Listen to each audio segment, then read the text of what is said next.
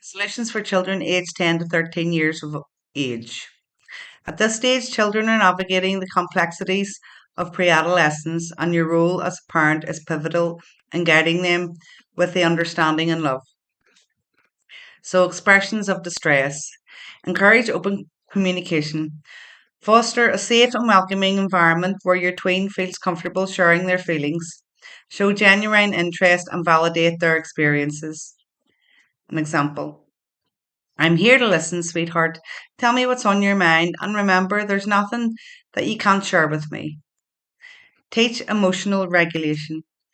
Introduce more advanced techniques for managing emotions, such as journaling or discussing scenarios to navigate feelings. So, an example would be when you're feeling overwhelmed, let's take a moment to breathe deeply and then we can write down what's bothering you. It might help us find a way through it together. So, techniques for emotional regulation. Deep breathing and mindfulness. Encourage deeper, more reflective practices like mindfulness or yoga tailored to their age. For an example, you could say, let's practice our yoga breathing together. Inhale slowly, hold it, and exhale. It's like pressing the reset button on our stress. Counting and mindful listening. Introduce more ways to use counting and listening to manage emotions, like listening to music or nature sounds with a focus on different instruments or elements. For example, you could say, while we listen to this music, let's count the different instruments we hear. It's a fun way to focus our minds and calm our feelings. Sensory activities and safe space. Adapt sensory activities to their age, such as using art or music as a form of expression and relaxation. You could say, if you're feeling anxious, let's try create something art or music. It's a wonderful way that we can express our feelings inside without having to find the exact words. Then there's positive affirmations and movement. So reinforce the use of positive affirmations and encourage your physical activity like sports or dance that align with their interests. You can find a list of affirmations on our website, www.wechicks.com. You could say to your child, whenever you're doubting yourself, remember to repeat your affirmations. And how about we go for a bike ride? It's great for clearing our minds. Guided imagery for calmness. You could say, sweetheart, when you're feeling upset or overwhelmed, let's try something called guided imagery. Close your eyes and we'll imagine a peaceful place, maybe a beach or a meadow. Picture the gentle waves or the soft breeze. We'll breathe deeply together, inhaling the calm of our imagined place and exhaling any worries. It's like a little vacation for our minds whenever we need it. Emotional journaling. You could say, my dear, I know sometimes feelings can get all jumbled up inside and it might feel a bit confusing. How about keeping an emotions journal? When you're feeling strong emotions, write them down or draw them. It's like having a conversation with your heart on paper. And remember, there's no right or wrong here. It's just about letting your feelings flow. Then there's stop, think, choose method. You could say to your child, whenever you find yourself in a tricky situation or feeling suddenly upset, let's use the stop, think, choose method. First, stop, take a deep breath, then think about what's happening and how you're feeling, and then finally choose how to respond in a way that feels right. It's like being the captain of your ship, steering your emotions in a positive direction. Progressive muscle relaxation. You could say to your child, let's try something called progressive muscle relaxation. It's like giving your body a gentle wake up call from any stress. We'll tense and then relax each muscle group, starting from your toes and moving up to your head.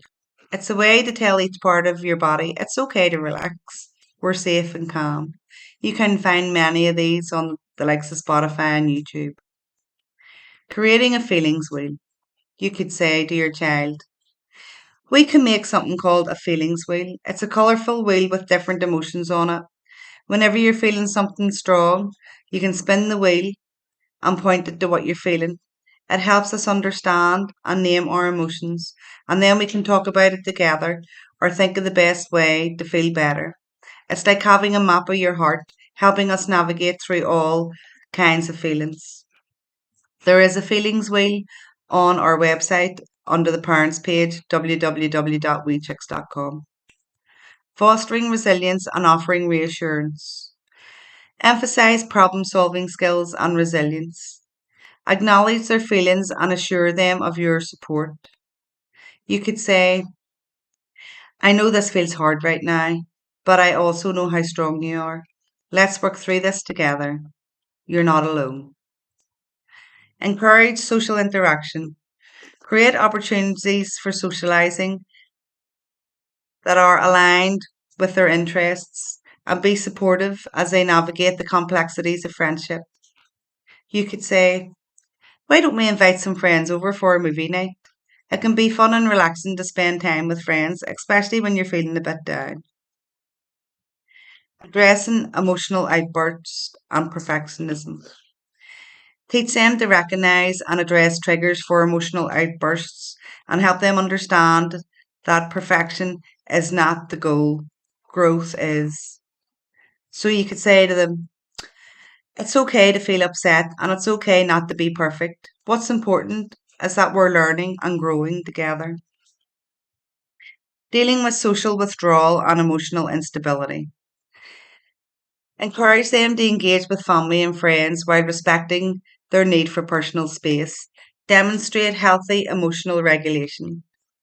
So you could say to them, look, if you need some alone time, that's okay. But remember, spending time with people who care about you can also make you feel better. Supporting concentration and managing anxiety. Help them create a structured, quiet workspace for homework and relaxation techniques tailored to their age.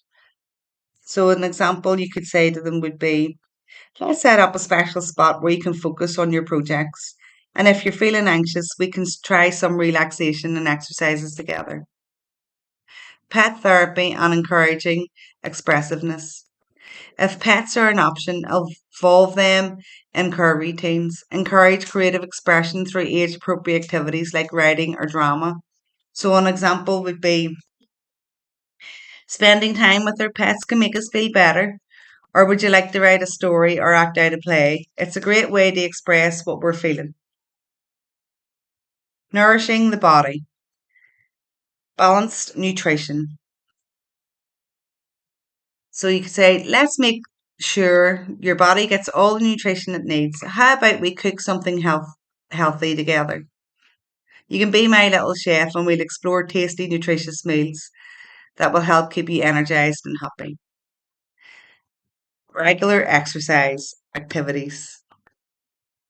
You could say exercise is not just about staying fit, it's about feeling good inside and out. Whether it's cycling, swimming, or playing your favourite sport, let's find fun ways to keep our bodies moving and our hearts pumping with joy. Cultivating the mind. Encouraging curiosity and learning. You could say, I love seeing your eyes light up when you learn something new. Let's feed that wonderful curiosity of yours, whether it's through books, documentaries, or exploring nature. Remember that the world is an amazing, exciting place full of things to discover. Creative outlets. You could say creativity is like a beautiful garden in your mind, and it's important to let it flourish. So, whether you enjoy drawing, playing an instrument, or building something, let's make sure you have space and time to express that incredible creativity of yours. Fostering emotional well being. Gratitude practices. Every day holds something to be grateful for, even the small things. Let's start a gratitude journal together, writing down things that we're thankful for. It's a wonderful way to end the day on a positive note, feeling blessed for what we have. Or you could do gratitude practices around the dinner table. So mindfulness and meditation. You could say, Let's take a few minutes to be still and present. Can make a big difference in how we feel. We can practice mindfulness or meditation together. Find peace in the moment, which is a lovely way to care for our minds and our hearts. Strengthening spirit and connection. Nature connection. There's something magical about spending time in nature. It soothes the soul, whether it's a walk in the park, a day at the beach, or simply watching the stars. Let's make sure to connect with the great outdoors, feeling its peaceful embrace. And of course, family bonding time. Family is where our hearts feel at home. Let's create special moments together, whether it's game nights, cooking together, or sharing stories. These memories are the threads that weave our family closer together, filling our hearts with love and joy. And then supporting social development. So, encouraging empathy and kindness. So, understanding and caring for others is what makes the world a better place. Let's practice kindness and empathy, whether it's helping a friend, volunteering, or just being there for someone who needs a smile. Your heart has the power to make a big difference. Building confidence and self esteem. I see so much beauty and strength in you, even if you might not always see it yourself. Let's build your confidence together. Celebrate your successes and learning from challenges. And remember, you're capable of amazing things, and I believe in you with all my heart. So, by integrating these holistic practices into your daily life, you're not only addressing the immediate needs of your child, but also planting seeds of well being that can flourish throughout their life. You can use the above as ideas and even have a chat with your child to see which they prefer and try it out and see which ones they enjoy and which ones they don't. Your love and guidance and the shared experience you create will help them grow into balanced, happy, and resilient individuals.